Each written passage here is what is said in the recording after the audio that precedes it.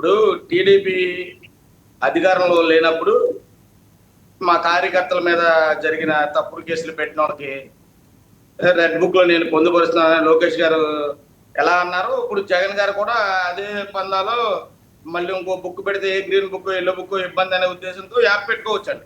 దాన్ని మనం ఎవరు విమర్శించడానికి సరిపోం. ఎందుకంటే వాళ్ళ పార్టీ వ్యక్తిగత విషయం, అది వాళ్ళ పార్టీకి సంబంధించిన విషయం. అది న్యాయంగా కేసులు పెట్టారా అన్యాయంగా కేసులు పెట్టారా అనే దానికి పబ్లిక్ అందరూ చూస్తారు.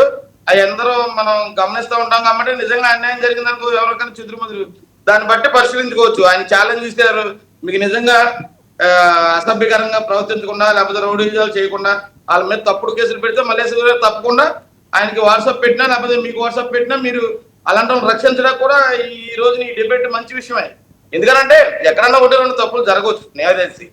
అలాగే బుక్ ఇప్పుడు యాప్ పెడతారన్నది వాళ్ళ కార్యకర్తలకి వాళ్ళ నాయకులకి అది ఒక భరోసా కల్పించాలనే ఉద్దేశంతో వైఎస్ఆర్సీపీ పార్టీ పెట్టుకుంటది.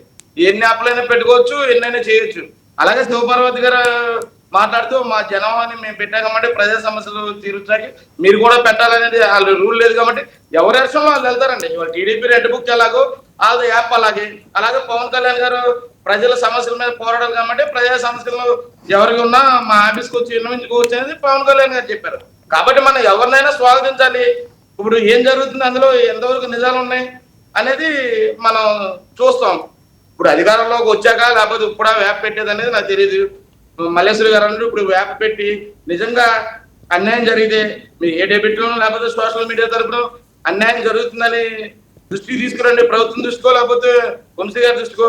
ఆ కేసులు నిజంగా అమాయకుల మీద కానీ పెట్టడం జరిగితే అక్కడ స్థానిక నాయకులతో మాట్లాడి ఆ కేసు ఎత్తుగా చేసే పని చేస్తారు. ఆయన అధికార ప్రతినిధి ఉన్నారుగా వంశీ గారు, అలా చేయండి. ఇప్పుడు ప్రజలు మన నాయకులు అందరి వల్ల ప్రజలు ఇబ్బంది పడకూడదు. దయచేసి కార్యకర్తలనే కింద ఉన్న కార్యకర్తలని నలిగిపోవడం జరుగుతుంది. ఏ పార్టీ ఏ అధికారంలోకి వచ్చినా కింద ఉన్న నాయకులంతా ఒకటిగానే ఉంటున్నారు, కార్యకర్తలు బాగా నలిగిపోతున్నారు. కాబట్టి ఇలాంటి కార్యకర్తలు అలాంటి అన్యాయం జరిగితే మీరు కంపల్సరీ కూటమి దృష్టికి తీసుకురండి. తప్పకుండా కూటమి చర్యలు తీసుకుంటుందండి.